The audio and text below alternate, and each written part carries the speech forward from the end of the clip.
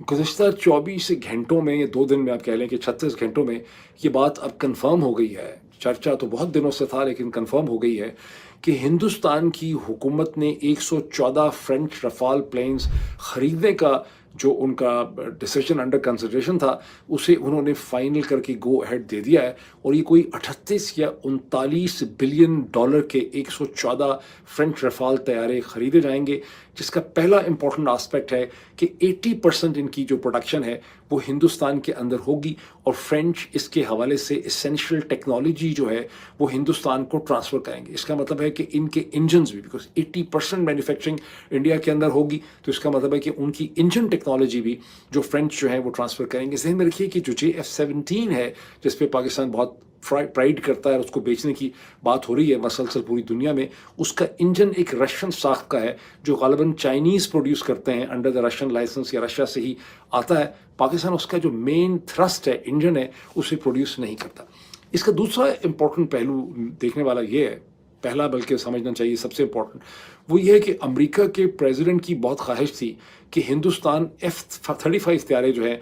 America के जो Phantom 35 है उन्हें ख़रीदे, लेकिन हिंदुस्तान ने उन तैयारों को रद्द किया और एक बार फिर ये साबित किया कि हम एक सॉवरन नेशन है और हमारे पे आप कितना ही प्रेशर क्यों ना डालें ट्रेड के हवाले से, हम फैसले वही करेंगे जो हमारी अपनी नेशनल इंटरेस्ट में है और स्ट्रेटिजिक थिंकिंग में। इसका तीसरा इंपॉर्टेंट पहलू ये है कि राफेल तैयारे, कुछ हम तो कहते हैं कि 5, लेकिन 5 में से हमारा ख्याल है 2 या 3 राफेल थे, लेकिन हिंदुस्तान ने कंक्लूजन ये निकाला है 7 मई की जो एयर बैटल थी, जो लड़ाई थी, जो स्किरमिश थी, कि राफेल तैयारों की उसमें कोई कमज़ोरी नहीं थी। पाकिस्तान के पास जो चाइनीज़ साख के मिसल थे PL-15, उनकी रेंज ज़्यादा थी, हिंदुस्तान को उसकी एग्जैक्ट इंटेलिजेंस नहीं थी। पाकिस्तान को चाइनीज़ सैटेलाइट्स का इनपुट मिल रहा था, उनकी जो कॉग्निजेंस थी, ओवरऑल अवेयरनेस थी, वो बेहतर थी। और तीसरी ये बात है कि उनके पास जो लिंक 16 था, जिसकी वजह से पाकिस्तान को बेहतर अंडरस्टैंडिंग थी। बेसिकली इसमें राफेल तैयारों का कोई कसूर नहीं था। अब इसी हफ्ते पिछले 2 दिन में हिंदुस्तान ने एक खासी अहमियत का मुत्तहिदा अरब इमारात के साथ भी उन्होंने एक स्ट्रेटिजिक डिफेंस एग्रीमेंट किया है, और दूसरी तरफ मुत्तहिदा अरब इमारात जो है उसको $1 बिलियन के शेयर्स जो हैं वो हमने दे दिए हैं फौजी फाउंडेशन के अंदर, जो हमारा बैकबोन है मिलिट्री इंडस्ट्रियल कॉम्प्लेक्स का। अब हम आगे चलते हैं, थोड़ा सा इंटरनेशनल सिचुएशन को देख लें। अब जो दिन शुरू हो रहा है यूरोप में, उसमें अमेरिका के सदर डोनाल्ड ट्रंप पहुंच रहे हैं डेवोस स्विट्जरलैंड में, जहां दुनिया भर की लीडरशिप पहले से जमा है। और अमेरिका के सदर जब वहाँ से निकल रहे थे, व्हाइट हाउस से निकल रहे थे, तो उन्होंने जो रिपोर्टर्स के साथ अपना आखिरी इंटरेक्शन किया, उसमें उन्होंने मज़ाहन कहा कि मुझे पूरा एहसास है कि दुनिया के तमाम लोग जो हैं बड़ी शिद्दत से मेरा डेवोस के अंदर वेट कर रहे हैं, मैं फ़िक्र ना करें, मैं वहाँ पे पहुँच रहा हूँ। दूसरी उन्होंने बड़ी छुपती हुई बात की पीस बोर्ड्स के हवाले से। उन्होंने कहा कि उनसे किसी ने सवाल पूछा कि क्या ये, क्योंकि ख़दशा ये निकल चुका है, लोगों के जहनों में बात चली गई है, तो उनसे सवाल पूछा किसी ने कि क्या ये जो पीस बोर्ड्स आप बना रहे हैं गाज़ा के नाम से, क्या ये आगे चल के यूनाइटेड नेशन अक़वाम मुत्तहिदा को भी रिप्लेस कर सकते हैं? और डोनाल्ड ट्रंप ने कहा, हाँ, मैं अक़वाम मुत्तहिदा को बड़ा पसंद करता हूँ, मैं समझता हूँ अक़वाम मुत्तहिदा का बड़ा पोटेंशल था, लेकिन अक़वाम मुत्तहिदा डिलीवर नहीं कर सका, और फ्यूचर में ये पीस बोर्ड जो हैं दे मे रिप्लेस द यूनाइटेड नेशन। अब ये एक ऐसी चीज़ है जिसके पहले ही मातम यूरोपियंस कर रहे हैं डेवोस के अंदर बैठ के। अभी जो पीस बोर्ड्स में अमेरिका के सदर की तरफ से उनके सोर्सेस का ये कहना है कि 10 ममालिक जो हैं, वैसे तो अमेरिका के तकरीबन 60 ममालिक को इनवाइट किया है कि आप पीस बोर्ड्स में इसको ज्वाइन करें, और कोई मुल्क ऐसा नहीं है दुनिया में काबिल ज़िक्र, हम तो सोच रहे थे शायद पाकिस्तानी को मिला इन्विटेशन, लेकिन पूरी दुनिया को इन्विटेशन मिला है कि आप पीस बोर्ड्स का आके हिस्सा बन जाए। लेकिन अमरीकी सोर्सेज ये कहते हैं कि अभी तक सिर्फ 10 ममालिक जो हैं उन्होंने हामी भरी है पीस बोर्ड्स का हिस्सा बनने के लिए, और उनमें से सिर्फ 5 या 6 जो हैं इन्होंने पब्लिकली ऐलान किया। और जो लेटेस्ट ऐलान किया है वो इसराइल के प्राइम मिनिस्टर बेंजामिन नेतन्याहू ने किया है कि इसराइल जो है वो इस पीस बोर्ड का हिस्सा बनेगा। और पहले इसराइल इसके हवाले से पिछले 48 घंटे पहले इसराइल इसकी मुखालफत कर रहा था, वो कह रहा था कि पीस बोर्ड जो है ये हमारे फ़ायदे में नहीं है, ये हमारी नेशनल सिक्योरिटी के ख़िलाफ़ काम करेंगे वगैरह वगैरह। लेकिन अब इसराइल ने उसका हिस्सा बनने का फ़ैसला कर लिया। बाकी ममालिक कौन से हैं? एक उसमें जिन्होंने ओपनली माना है कि हम इसका हिस्सा बनेंगे, उसमें मुत्तहिदा अरब इमारात है, उसमें बहरीन है, उसमें हंगरी है, मेरा ख्याल है उसमें मोरक्को है, और उसके अंदर कनाडा है। इन्विटेशन दिया गया वैसे रूस को भी, इन्विटेशन चीन को भी दिया गया, रूस के जो इत्तेहादी है बेलारूस उसको भी दिया गया, पाकिस्तान को भी दिया गया, इंडिया को भी दिया गया, पाकिस्तान ने पब्लिकली उसका जिक्र किया,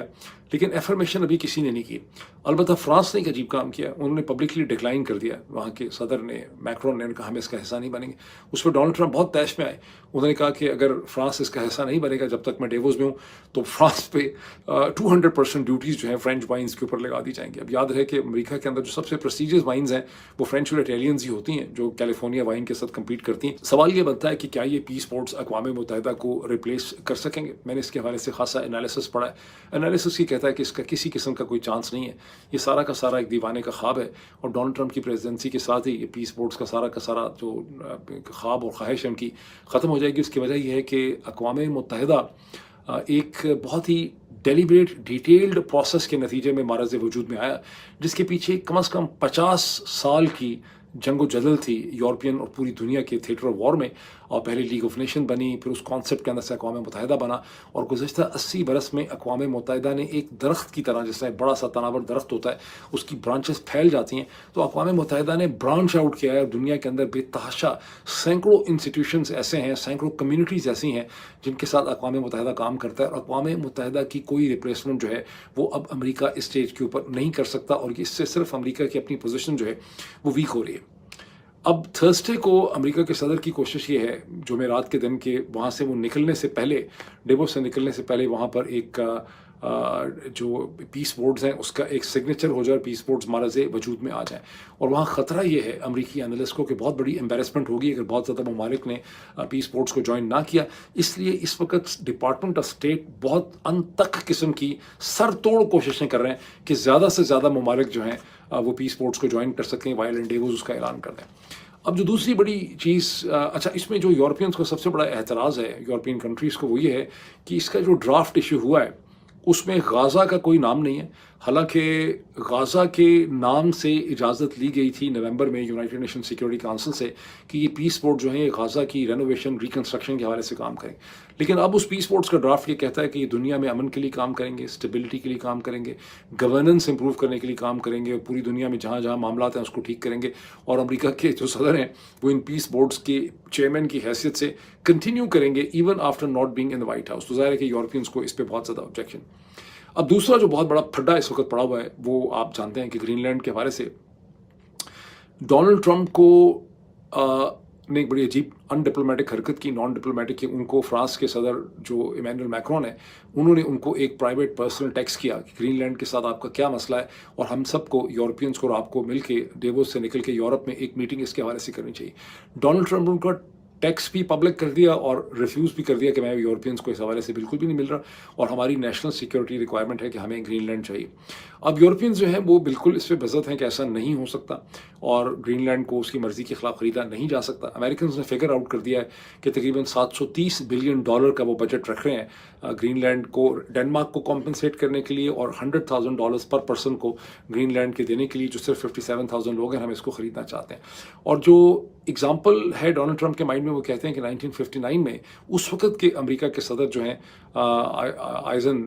ड्वाइट आइजनहावर जो हैं, उन्होंने 2 टेरिटरीज, अलास्का को और हवाई को अमेरिका में ऐड किया था as states, as the 49th and 50th state. वैसे अमेरिका इनको हासिल पहले कर चुका हुआ था 19वीं सदी के आखिर में, जिसमें अलास्का को रूस से ख़रीदा गया था। और हवाई बहुत इंटरेस्टिंग है कि वो एक इंडिपेंडेंट रिपब्लिक थी, एक किंगडम थी, जहाँ की जो बिजनेस और ट्रेडिंग कम्युनिटी थी उसने अमेरिका के साथ मिलकर अपनी हुकूमत के खिलाफ बगावत कर दी थी। तो ये जो मॉडल है अमेरिका का पैसे देने वाला, उसमें ये मॉडल है कि ये जो 57,000 लोग हैं, अगर इन्हीं में से 10, 15, 20 हज़ार लोग जो है वो बगावत कर दें, डेनमार्क के खिलाफ उठ खड़े हों, वो कहें कि हमने अमेरिका को ज्वाइन करना है, और ये भी एक सिनारियो जो है वो अंडर कंसिडरेशन है। लेकिन गोल क्या है डोनाल्ड ट्रंप का? गोल डोनाल्ड ट्रंप का यह है कि इतना प्रेशर यूरोपियंस के ऊपर बिल्डअप किया जाए, इतना उनको डराया जाए, जिद किया जाए कि वो तंग आके कोई ना कोई सोल्यूशन ऐसा निकल आए कि हम किसी न किसी किस्म का, क्योंकि ऑलरेडी जो लास्ट मीटिंग हुई है डेनमार्क के साथ, उसमें बहुत से प्रपोजल यूरोपियंस ने रखे हैं अमेरिकी सदर के सामने कि कैसे अमेरिका का जो इन्फ्लुएंस और असर और रसूख और एक्टिविटी है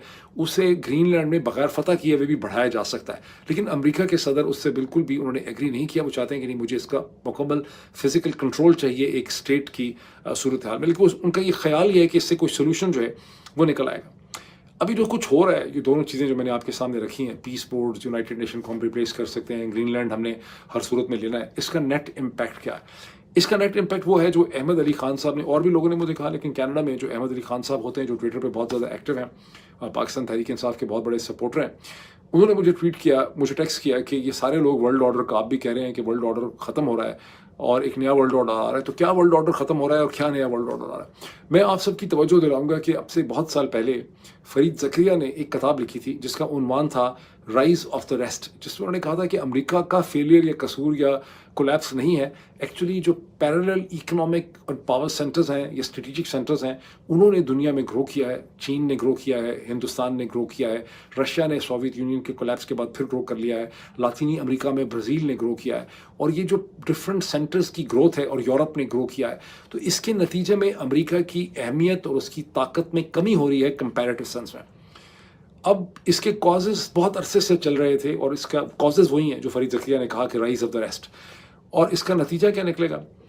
جب ٹرمپ پریزیڈنسی شروع ہوئی تو انہوں نے میسج یہ دیا کہ ہم ایک بائی پولر ورلڈ کے اندر بلیو کرتے ہیں جس میں دو سینٹر آف پاور ہوں گے، ایک طرف امریکہ ہوگا، ایک طرف چین ہوگا، اور ہندوستان پہ جو بہت زیادہ زور دیا گیا کہ آپ ہمارے پیچھے امریکن سینٹر آف پاور کے پیچھے کھڑے ہو جائیں۔ اور اس کے حوالے سے فارن افیئرز میں جب ایشلے جے ٹیلس نے اپنے پیسز لکھے تو اس حوالے سے بہت اس میں ایسیز چھپے کہ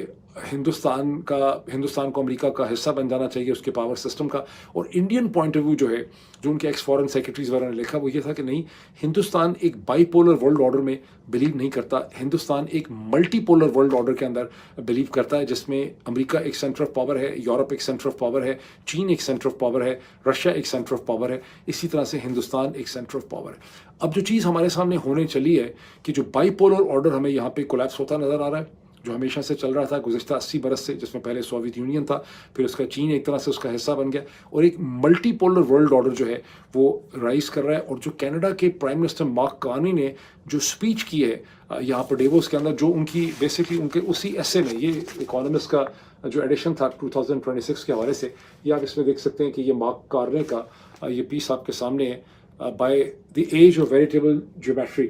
یہ پیس جو کچھ انہوں نے اس میں کہا تھا، یہ بائی اینڈ لارج انہوں نے ڈیووس میں اپنی تقریر میں بھی کہا ہے، جس میں انہوں نے کہا ہے کہ جو ایک یونیفارم رول بیسڈ آرڈر تھا اب وہ اس کا کوئی فیوچر نہیں رہا، اب جو دنیا ہے اس میں کچھ ایلیمنٹس رول بیسڈ آرڈر کے یورپین یونین ہمیں دے گا، وہ ہمیں ایک ریگولیٹری فریم ورک دے گا، پروڈکشن اینڈ ٹیکنالوجی ہمیں چین اور ہندوستان دے گا، اور گرین بیسڈ سولوشن جو نیچر کے ہیں وہ ہمیں برازیل دے گا۔ تو اس کا نیٹ افیکٹ کیا نکل رہا ہے؟ ڈونلڈ ٹرمپ ایک بائی پولر ورلڈ میں بلیو کرتے تھے، اس کا نیٹ رزلٹ نکلے گا کہ بائی پولر ورلڈ نہیں ہوگا، امریکہ کا اثر و رسوخ اگر یہ صورتحال ایسے ہی جاری رہی کم ہو جائے گا، اور ایک ملٹی پولر ورلڈ جو ہے ایگزسٹ کرے گی جس میں ہندوستان اور چین کی اہمیت جو ہے وہ بہت زیادہ بڑھ جائے گی۔ ابھی تک پھر آپ سے ملاقات ہوتی ہے۔